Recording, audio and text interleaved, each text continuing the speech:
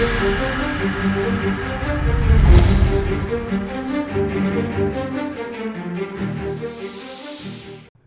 guys, this is Reinhardt, your favorite Russian talking. Yeah, I did more damage than other 3 DPS combined. Affliction locks, oh dear lord, they're so freaking awesome. Let's do /cheer, /left, let's do /BC roar because we have a good lobby with only 1 melee. That means that it's time to collect some points and spread some aids. I'm gonna put all my aids on this arcane mage and I'm gonna kite this dragon breath like a top G, gonna soul swap into this evoker as well, and I'm gonna get locked like a freaking noob. But at the same time, after my spell lock is gonna be expired, I notice that mage is gonna try to counter spell me and counter play here, so I'm gonna actually reflect his counter spell back onto him via spell warden at the same time. Now the only mage is the only person with a full sets of dots, and he's gonna line aside here as well. So not a good start, not a good position. But at the same time, we have a lot of spread pressure coming up, and we actually get to free cast quite a bit because Rogue is on our team and he is not fighting against us. Now, Affliction Lax have so many cool tools and cool toys to play with, so we're gonna have to actually name dots ourselves a little bit differently nowadays, my friends.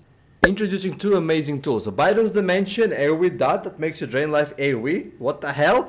And the Curse of Trump basically makes your spellcasting or pronunciation impossible for anybody who goes against you. With amazing new tool arsenals, we're gonna be pushing in. Now, my rogue decides to go behind the pillar, forcing some defensive cooldowns out of him, and mage is gonna try to duke him out as well and game him really quickly, so I'm gonna spell lock here, take all his dots, soul swap to another evoker, and all the time we have aids for days.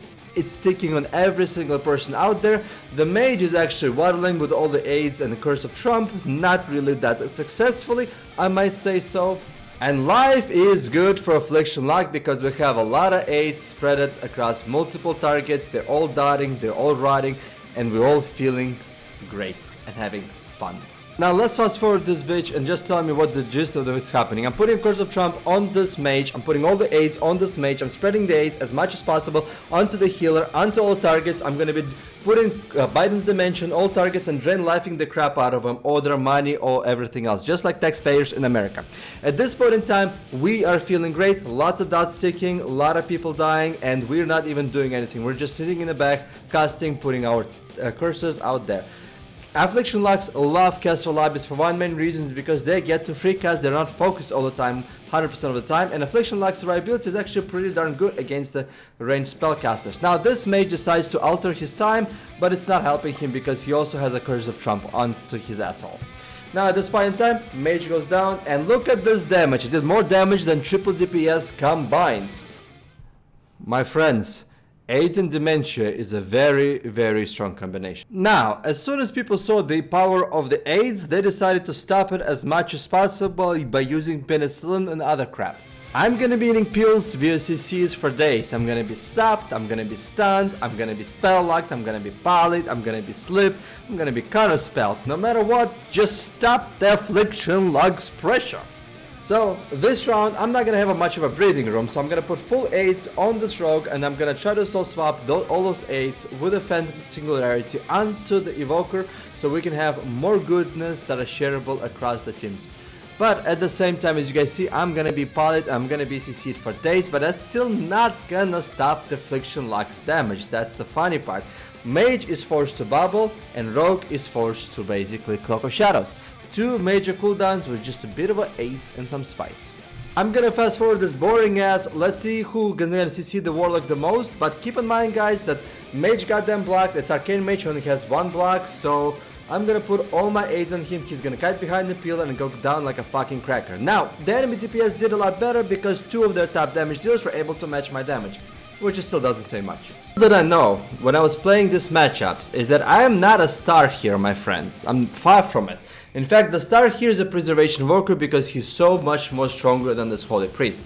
Now, with that said, is my first win was the most important and crucial out of all the wins possible because I was able to secure us a 1 win with this kind of a much weaker healer at the same time. And this, by the way, ugly bastard, that's his name, he was raging at us for I don't know whatever reasons for as he was losing. So I'm gonna be applying this Curse of Weakness on the main burst to this rogue to make him weak and frail, just like average HR department in large corporations. I'm gonna collect all my aids together on this rogue. I'm gonna apply a Curse of Biden on him with a Phantom Figure Singularity, and I'm gonna soul swap all the way, all the dots on everybody. I'm gonna apply Curse of Trump on this Evoker as well. All of a sudden we have tremendous amount of pressure. I'm gonna port offensively, I'm gonna put a snare on this rogue. The rogue decided to shadow dance, so I'm gonna actually kite back while I'm having a freedom out of the port, and all of a sudden we have so much aids for days going on the multiple targets. It's really hard for them to come up with the counter pressure.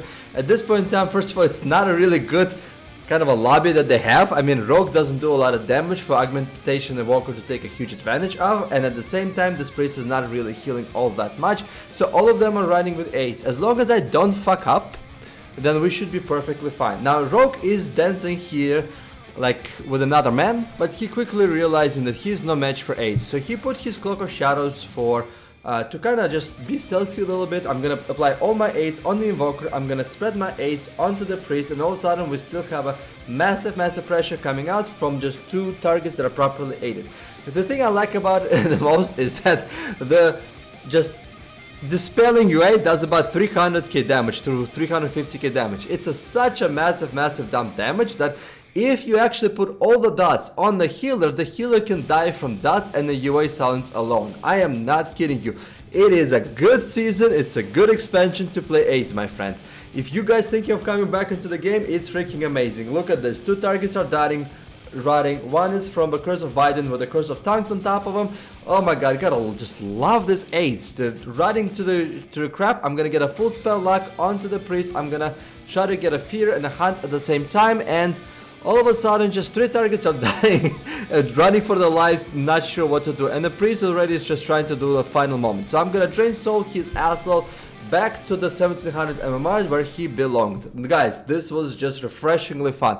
I only played about 12 rounds total this week for Affliction Lock, and Affliction Locks feel right, feel amazing, and look at this damage. 30 million to the next guys at 14, 12 and 9.3.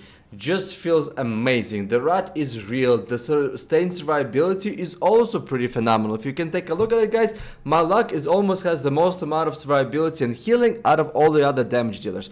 Guys, 8s feel right and 8s feel good. Expect more content. If you guys want to see more 8s, please comment down below.